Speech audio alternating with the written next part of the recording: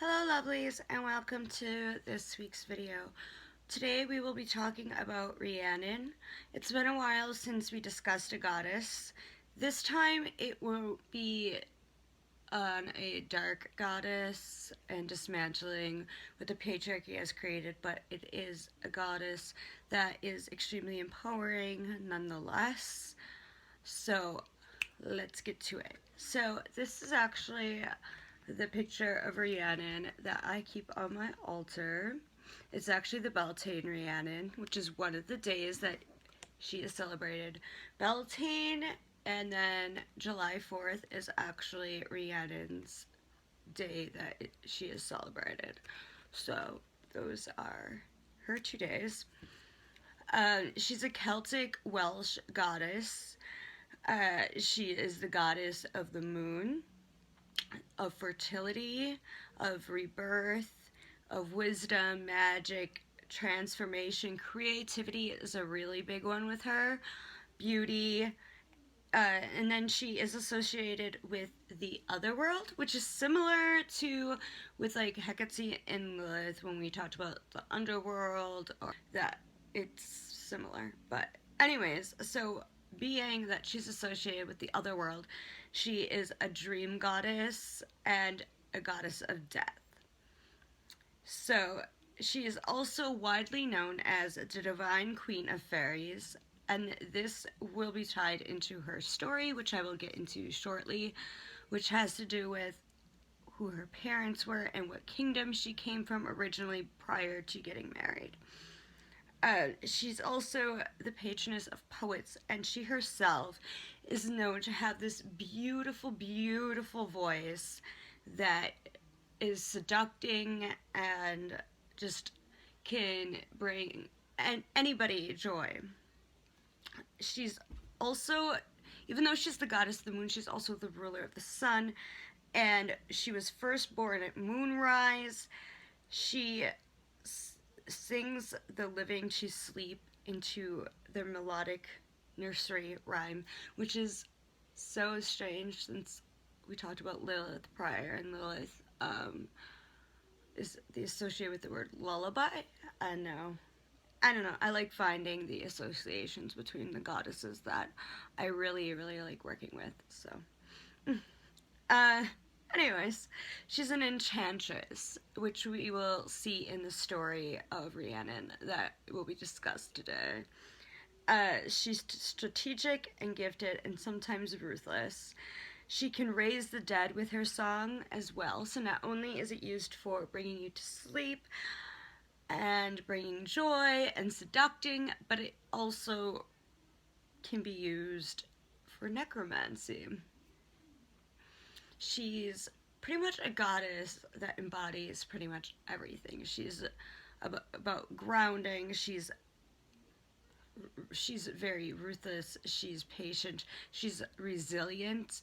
And that is why I'm bringing her into the Embrace Your Inner Goddess series, because she's just a very powerful and strong woman for us to embrace, and she isn't discussed that a lot, though you may hear Epona, I never can say a certain so you probably have heard her come from that version. She's also in some stories said to be the Lady of the Lake, who helps with the whole King Arthur situation and the sword, so there's that as well.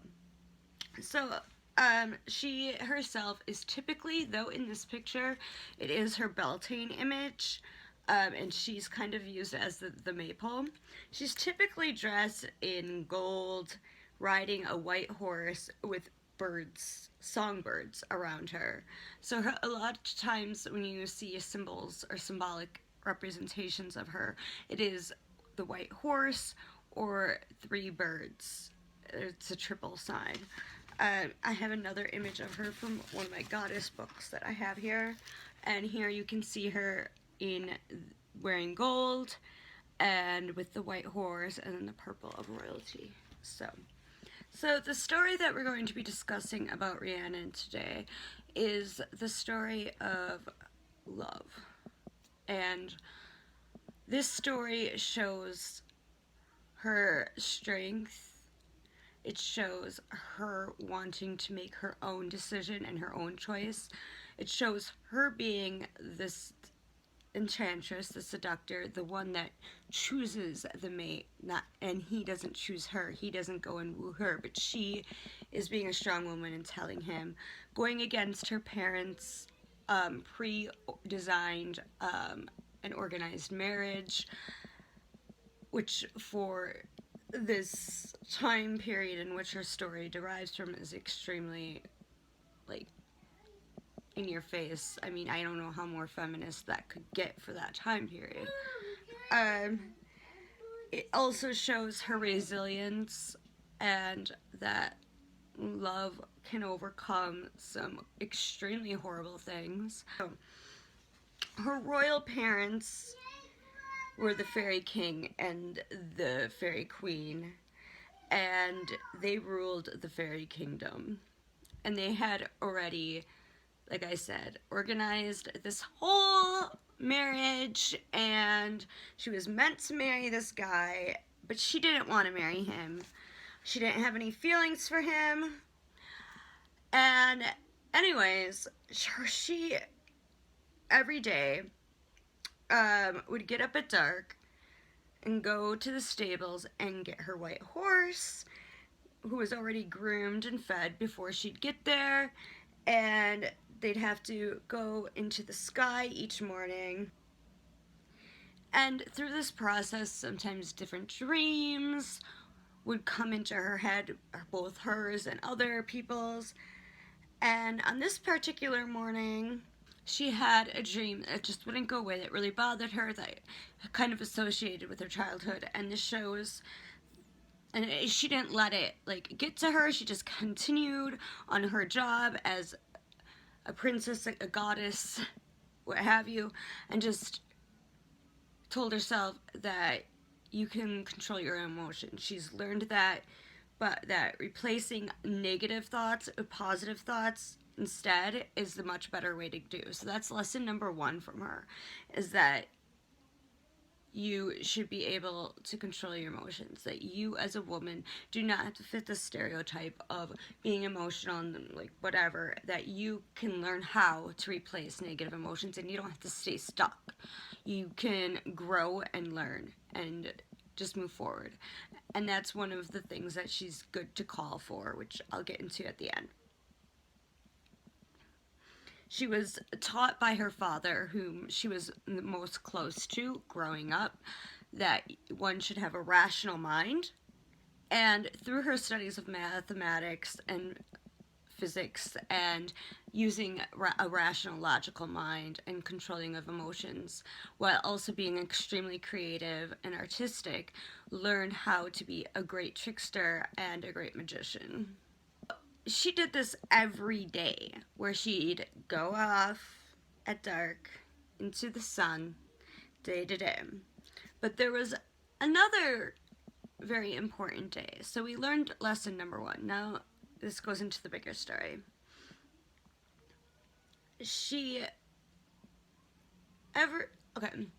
Every day when she'd be off on her ride, not only would dreams and thoughts come to her, but she was also constantly planning, thinking, and strategizing.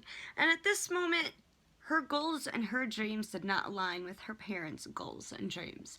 And she was strategizing already how to get out of this arrangement.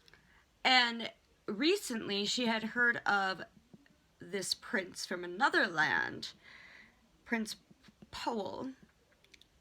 And she never met him, but she had this feeling that she needed to. She was amazed and excited by his noble nature. She liked what she has heard about him, about his leadership, and how big of a heart he had compared to the man that she was supposed to marry.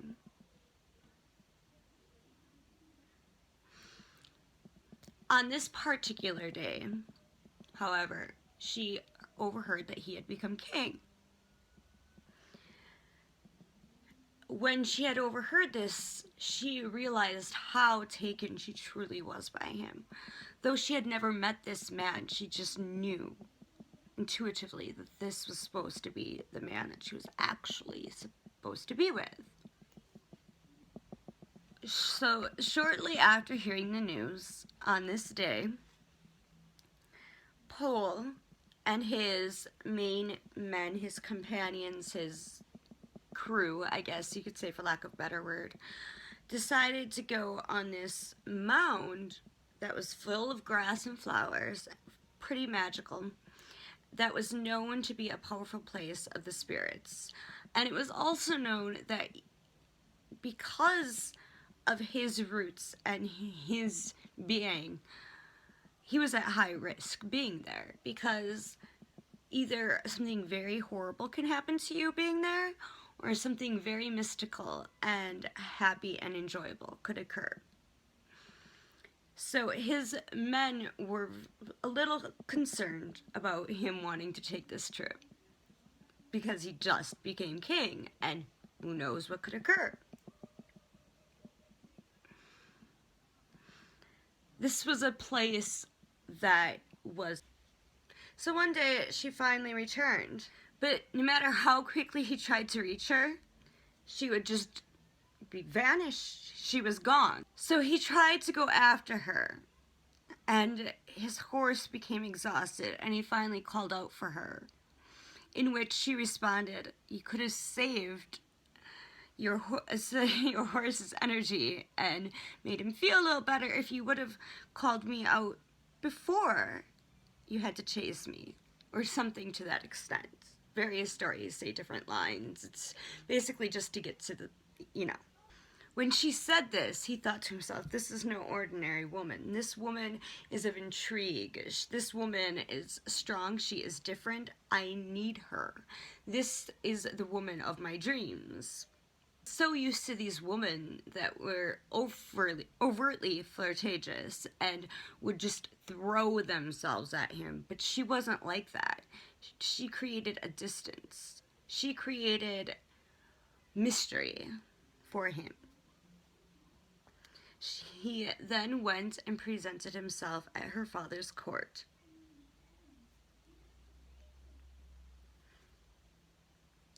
As they went from the edge of the fairyland into his court, the trees would part for him, creating a path just for them. Once they arrived to the court, they were in awe. They had never seen something so magnificent, so enchanting, so beautiful. It was as if it was like Rhiannon engulfed into this whole beautiful world. No wonder she was so enchanting and seducting and beautiful, and unlike any other woman he had come across. This fairyland was of no other that he had traveled before. The night before, however, the night before that they were to get married, a well-dressed young man arrived and came up to him asking for a wedding favor, which was a custom. And part of the custom was that no matter what the favor was, you as the groom-to-be had to give it to them. It was the man she was supposed to originally marry, but he didn't know that, and the guy asked for Rhiannon and to be the one to marry her, and because of custom, he had to do that. Once Rhiannon found out, she had to gain composure, and she had to leave the now groom-to-be and went and found her love. With her being as strategic and logical and rational as she is, as well as creative, they devised an intensive plan to get him back, her love, to be the guy in which she married. Again, it was her who devised the plan, showing once again that she had the brains, she's the empowering one, and she's the balanced, grounded one. She kept composure during this very emotional time. Her love disguised himself in raggedy clothes and as a beggar. He approached the new groom.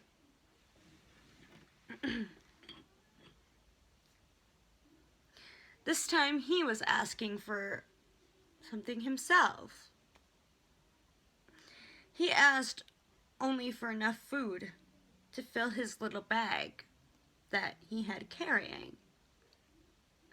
That he had carried along with him.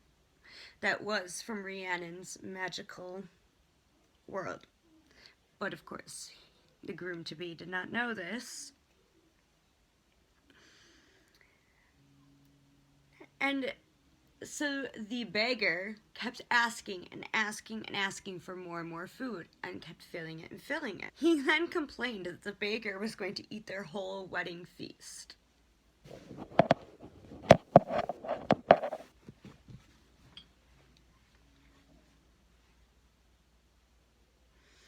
Rhiannon told him that she heard that the only way to end this was for a nobleman who had so many lands enough to hold and be bold enough to step inside the bag and stomp on it. Her love then flipped the bag and knotted it and kept him in there. He was trapped. Rhiannon announced he would only be released under two conditions. One was that he give her up so that she could marry the man that she truly loved, and two, that he would not seek revenge. He agreed. And so then she went on and married the love of her life. As she left her kingdom, knowing that she would never be able to go back to fairyland,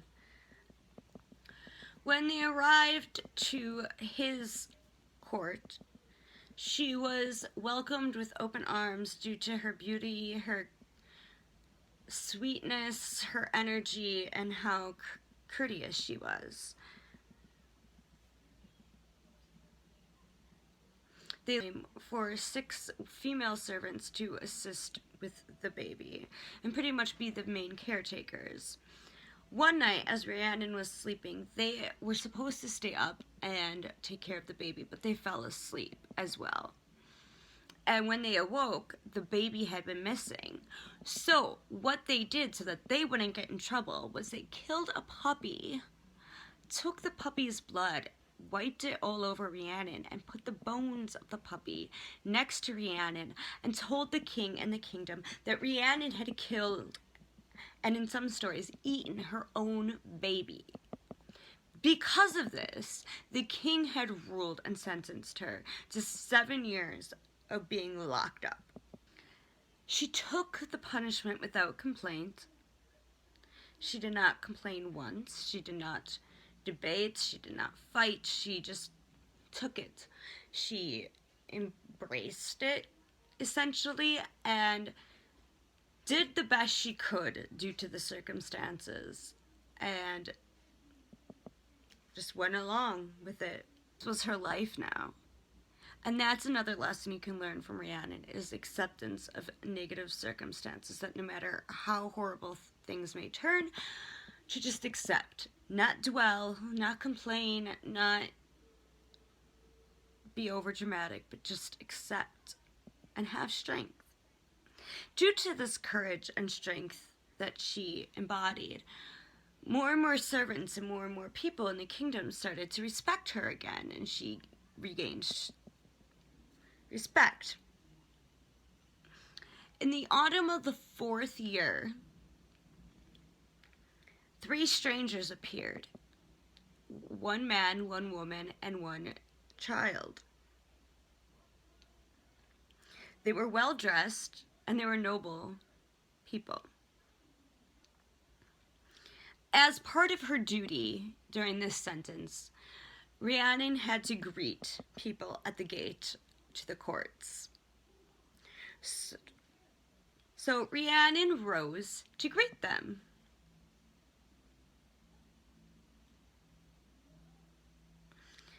As she greeted them, they dismissed. This was due to the fact that every time that she greeted somebody, she had to tell them what she had done to her child, that she had killed her child and she was serving a punishment. The man looked up at the shocked Rhiannon after they dismounted. He put her onto his horse, and the boy handed her a piece of infant cloth. She recognized this cloth before. It was the cloth of her son. She looked closer at this boy and realized he had eyes of the one of her love. They told her the story of how they found him, just abandoned in the woods, and that they took him on themselves and raised him. When he heard the rumors of what had happened to Rhiannon, he knew he had to go and find her and bring her.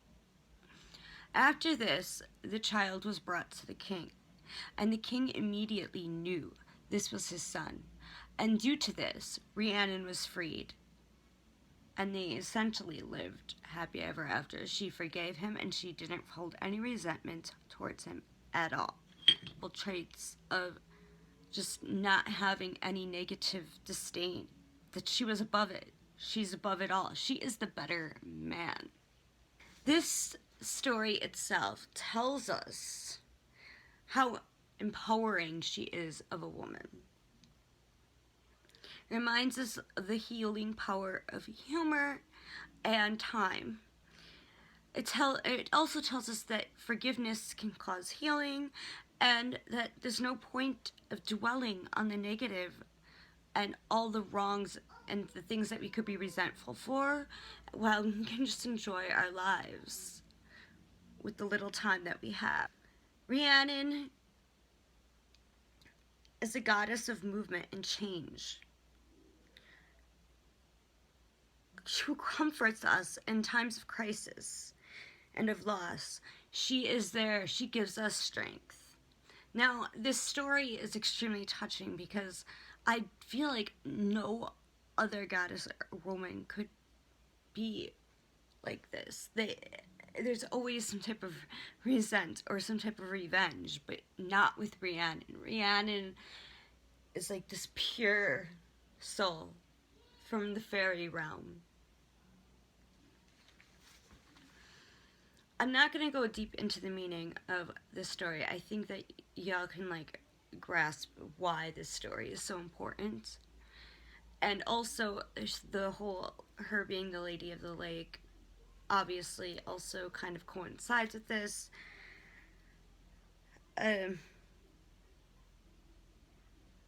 She is always this strong female figure that holds so much power beyond any of our dreams. Other symbols that I had not mentioned prior that have to do with her. I mean, I've said moon, horses, and the birds. Obviously, fairies. The number 7, and that has to do with the 7 years that the child whole incident happened. So there was 3 years until she finally had a child, and 4 years while the child was missing. The wind, gates, horseshoes,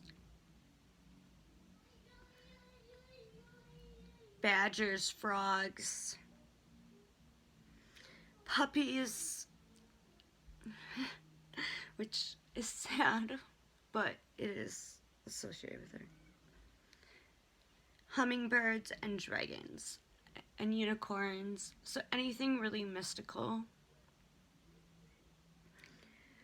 Herbs or plants, if you're going to have an altar for her.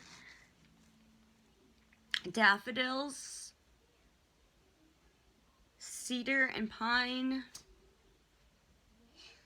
bayberry, sage, rosemary, wildflowers,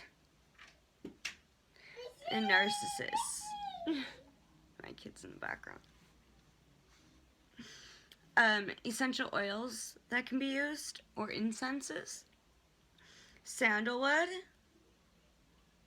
bergamot, lavender, geranium, rose geranium, and narcissus as well. Crystals for her. I mean, gold isn't really a crystal, but gold, obviously, as well as silver.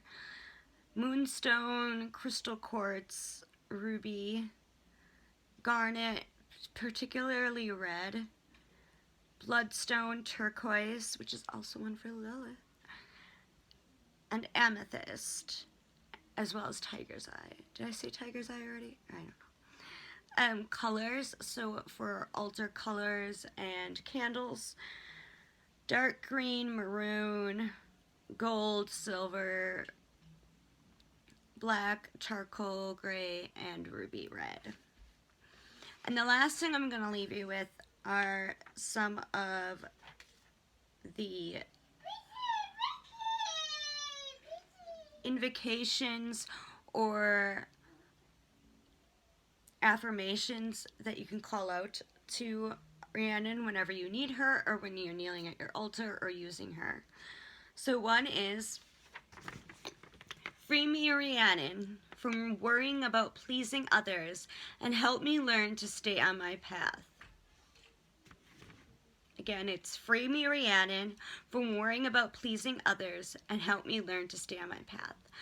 That is a good one, because I think that's kind of what I was trying to get at with this story of her being locked in that prison and not holding any resentment, is that she wasn't trying to please others. She was just trying to get by and just get what she wanted, what she desired, and she knew and had faith in time not to worry or try and please and beg and say, I'll do whatever you want. She just knew in time that fate would bring her what she needed. Another is, lend me your ability to recover from setbacks, Rhiannon, so that I can move forward to the next challenge in my life. Again, lend me your ability to recover from setbacks, Rhiannon, so that I can move forward to the next challenge in my life. Again, having to do with resilience and overcoming. Another one is, Great Goddess, help me release my fears. Great Goddess, help me release my fears. Obvious as why this pertains to her. I think part of the reason that I really wanted to discuss Rhiannon, besides her being another goddess that I've used, is that I know that a lot of people that follow me, especially because I do have an empath group on Facebook, is that a lot of us have anxiety or are highly sensitive or empathetic or psychics, and we take on all this negative energy, and we have all these fears, and we have all these traumas and things that we hold on to if we're indigo children, if we're whatever. And she is such a strong, great example of overcoming and resilience. So, yeah. And then the final one is, Great Goddess, shield and protect me from negativity. Keep me solid in my time of Great Goddess, shield and protect me from negativity. Keep me solid and anchored in my strength. Again, Great Goddess, shield and protect me from negativity. Keep me solid and anchored in my time of strength. So, that is all I have on Rhiannon.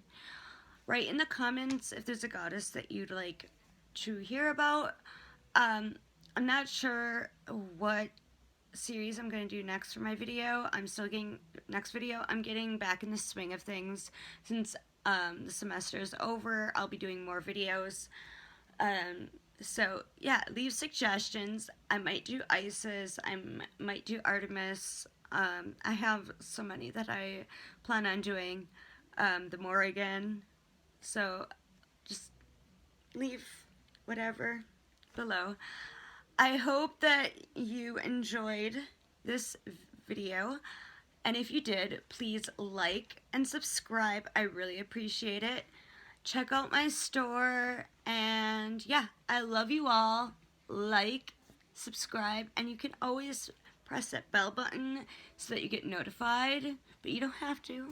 But yeah, like, subscribe. Love you. See you next time. Blessed be.